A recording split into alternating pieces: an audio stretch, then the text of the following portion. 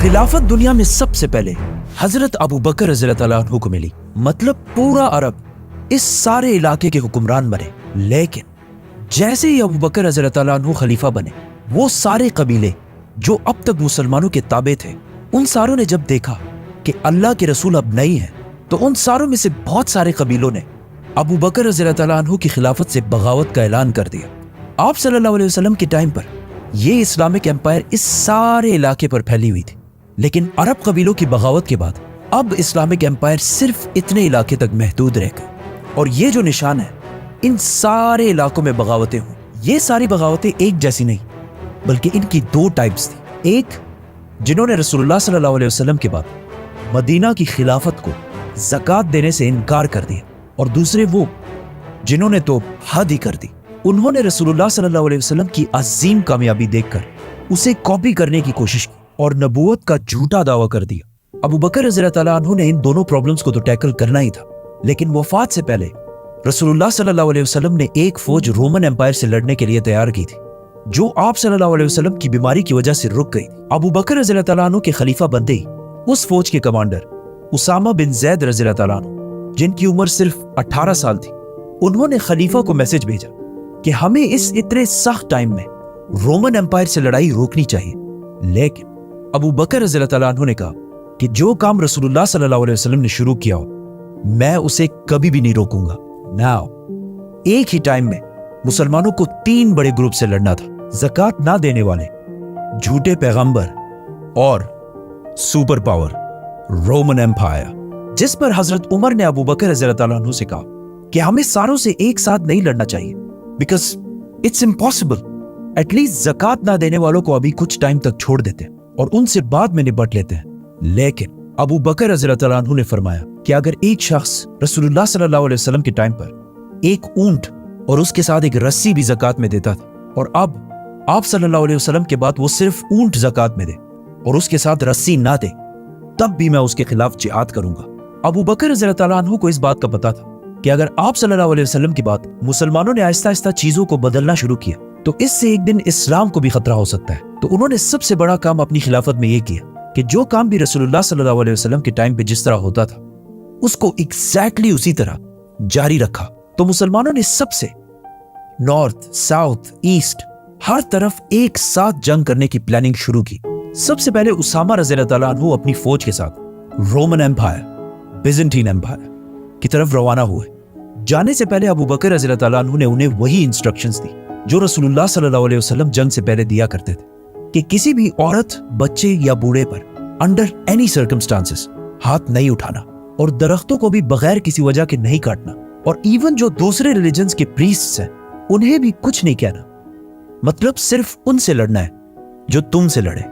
ये फौज Roman empire के इलाकों में दाखिल हुई और बहुत तेजी से कामयाब होने लगी और बहुत सारे इलाकों को दोबारा फतह कर लिया। लेकिन जैसे ही ये फौज मदीना से रवाना हुई, अरब के झूठे पैगंबरों में से एक तुलैहा ने सोचा कि ये बेस्ट टाइम है मदीना पर हमला करके इसे खत्म करने का, क्योंकि मदीना से बहुत सारे लोग रोमन एम्पायर से लड़ने के लिए गए थे और मदीना के अंदर मदीना को डिफेंड करने के लिए बहुत कम लोग बचे हैं। तो तुलैहा अपनी फौज लेकर मदीना की तरफ रवाना हुआ। लेकिन अबू बकर रज़ियल्लाहु ताला अन्हु ने बहुत जल्दी से एक नई फौज बनाई और उन्हें इस झूठे नबी तुलैहा से लड़ने के लिए भेजा।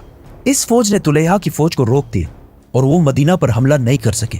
तुलैहा की फौज अपनी जगह छोड़कर पीछे चली गई, लेकिन फिर भी उन्होंने हार नहीं मानी, जिसके कुछ ही दिनों बाद उसामा की फौज रोमन एम्पायर से लड़ने के बाद वापस मदीना पहुंच गई। अब मदीना बिल्कुल सिक्योर हो चुका था, क्योंकि मुसलमानों की सारी फौज मदीना पहुंच चुकी थी। तो अबू बकर रज़ियल्लाहु ताला अन्हु ने पूरे अरब को वापस इस्लाम की तरफ लाने के लिए मुसलमानों की फौज को 11 हिस्सों में डिवाइड किया, क्योंकि मुसलमानों ने अब ऑलमोस्ट पूरे अरब से लड़ना था, सिवाय मक्का के। मक्का के लोग इससे पहले हमेशा मुसलमानों के सबसे बड़े दुश्मन होते थे, लेकिन उन्होंने इस इतने सख्त टाइम में अबू बकर रज़ियल्लाहु ताला अन्हु की खिलाफत को फुल सपोर्ट किया। अबू बकर रज़ियल्लाहु ताला अन्हु ने मुसलमानों की फौज के 11 डिविजन्स बनाए, जिसमें सबसे बड़ी फौज खालिद बिन वलीद रज़ियल्लाहु ताला अन्हु को दी गई, क्योंकि खालिद बिन वलीद को ज़कात ना देने वाले मालिक बिन नुवैरा और 3 बड़े झूठे पैगंबरों से लड़ना था। तुलैहा जो मदीना के सबसे करीब था, सजा जो एक फीमेल फॉल्स प्रॉफिट थी, और सबसे आखिर में मुसैलमा। तो इन 11 फौजों में सबसे पहले खालिद बिन वलीद रज़ी अल्लाह तआला अन्हु की फौज रवाना हुई, जिसके बाद अबू जहल के बेटे इक्रिमा रज़ी अल्लाह तआला अन्हु, जो अब मुसलमान हो चुके थे, उन्हें अबू बकर रज़ी अल्लाह तआला अन्हु ने यमामा की तरफ भेजा ताकि वो जाकर मुसलमा की फौज को आगे बढ़ने से रोक सके, और जिससे खालिद बिन वलीद रज़ी अल्लाह तआला अन्हु को इतना टाइम मिले कि वो बाकी सारे रेबल्स को खत्म करके मुसलमा की तरफ आए। जाने से पहले अबू बकर रज़ी अल्लाह तआला अन्हु ने इक्रिमा रज़ी अल्लाह तआला अन्हु को क्लियर ऑर्डर्स दे दिए थे कि तुमने सिर्फ मुसलमा की फौज के सामने पड़ाव डालना है, हमला नहीं करना जब तक खालिद बिन वलीद की फौज ना पहुंच जाए। इसके अलावा बाकी सारी फौजों को यमन, ओमान, बहरीन और नॉर्थ में तबूक की तरफ भेजा गया। इन फौजों का मदीना से रवाना होने से पहले अबू बकर रज़ी अल्लाह तआला अन्हु ने इन सारे बागियों को एक बार फिर वन लास्ट टाइम लेटर्स भेजे कि वो बगावत छोड़कर वापस इस्लाम की तरफ आए, लेकिन कोई रिस्पॉन्स ना आने के बाद अबू बकर रज़ी अल्लाह तआला अन्हु ने इन फौजों को रवाना किया। खालिद बिन वलीद 6000 की फौज लेकर मदीना से ईस्ट की तरफ रवाना हुए, जहां तुलैहा अपनी फौज लेकर उनका इंतजार कर रहा था, जो मुसलमानों की फौज से काफी बड़ी थी। मीनवाइल मदीना में अबू बकर रज़ी अल्लाह तआला अन्हु अरब के लोकल ट्राइब से इस फौज के लिए लोग जमा कर रहे थे। आखिर खालिद बिन वलीद और तुलैहा की फौज आमने सामने आई। तुलैहा अपनी फौज के बिल्कुल पीछे खड़ा था और अपने लोगों को बार बार बोल रहा था कि मेरे खुदा ने मुझे कहा है कि आज हम ये जंग जरूर जीतेंगे। जैसे ही जंग शुरू हुई, मुसलमानों की फौज खालिद बिन वलीद की लीडरशिप में दुश्मनों की रैंक्स को बहुत आसानी से तोड़कर आगे बढ़ने लगी और उनके सेंटर तक पहुंच गई। दुश्मन की फौज से लोग भागकर तुलैहा से पूछने लगे कि कहाँ है तुम्हारे खुदा की मदद, जिस पर वो अपने लोगों से झूठ बोलता रहा। लेकिन आहिस्ता आहिस्ता उसके साथ सारे लोगों को उसके झूठ की समझ आने लगी और वो उसे छोड़कर जंग से भागने लगे। तुलैहा भी ये देखकर जंग छोड़कर शाम की तरफ भाग गए और इस तरह खालिद बिन वलीद रज़ी अल्लाह तआला अन्हु ने अरब के पहले झूठे नबी को खत्म कर दिया। लेकिन इस जंग के कुछ ही अरसे बाद तुलैहा ने वापस आकर इस्लाम कबूल कर ली और अबू बकर रज़ी अल्लाह तआला अन्हु ने उन्हें माफ भी कर दी और फिर कुछ साल बाद उन्होंने इस्लाम के लिए अपनी जान भी दी।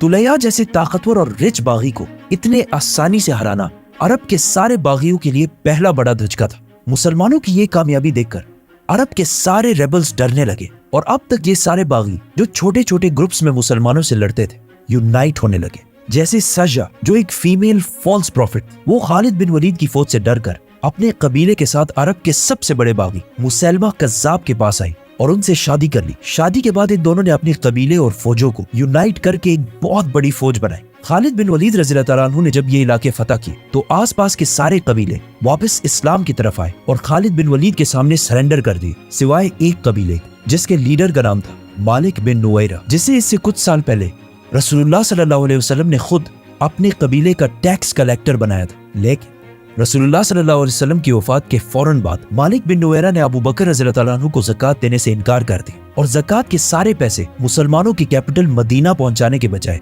अपने कबीले वालों को वापस दे दी। खालिद बिन वलीद मुसलमानों की फौज लेकर गए और इस कबीले के सरदार और उसके साथियों को सजाए मौत दे दी और इस तरह ये मसला भी हल हो गया।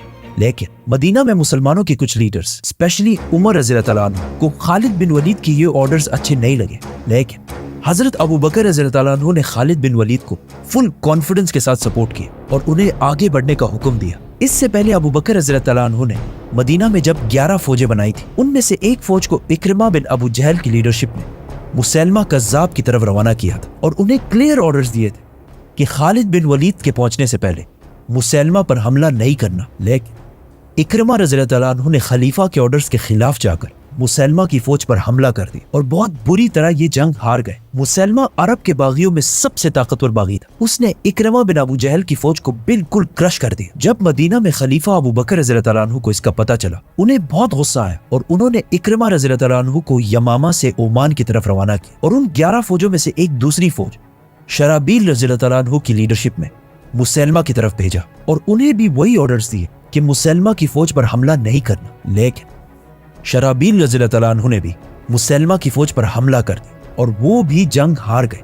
इससे मुसैलमा की फौज की ताकत का अंदाजा लगा, क्योंकि मुसलमानों की 2 फौजों को हराना कोई आसान काम नहीं था। नाउ जैसे ही खालिद बिन वलीद इन बाकी इलाकों को फतह करने से फारिग हुए, अबू बकर रज़ी अल्लाह तआला अन्हु ने उन्हें मैसेज भेजा कि अब फाइनली इट्स टाइम कि अरब के सबसे बड़े बागी मुसैलमा कज़्ज़ाब से एक फाइनल जंग लड़ी जाए, जिसे ये नाम कज़्ज़ाब खुद रसूलुल्लाह सल्लल्लाहु अलैहि वसल्लम ने दिया, जिसका मतलब है सबसे बड़ा झूठा। मुसलमानों की बाकी 10 फौजों ने यमन, ओमान, बहरीन और तबूक की छोटी छोटी बगावतों को खत्म कर दिया और आप सारे यमामा में इस फाइनल जंग की तरफ देख रहे थे, کیونکہ اسی جنگ نے اب پورے عرب کا اینڈ ناٹ اونلی عرب آنے والی پوری دنیا کا فیوچر ڈیسائیڈ کرنا تھا. کیونکہ اگر وہ جنگ مسلمان ہار جاتے تو آج دنیا کی ہسٹری بہت ڈفرینٹ ہوتی. ابو بکر رضی اللہ عنہ نے مدینہ اور اس کے سراؤنڈنگ سے ایک اور فوج خالد بن ولید کی مدد کے لیے روانہ کی اور آخر مسلمانوں کی 13,000 فوج لے کر خالد بن ولید رضی اللہ عنہ یمامہ کے میدان پہنچے، جہاں سامنے مسلمہ کذاب کی 40,000 کی فوج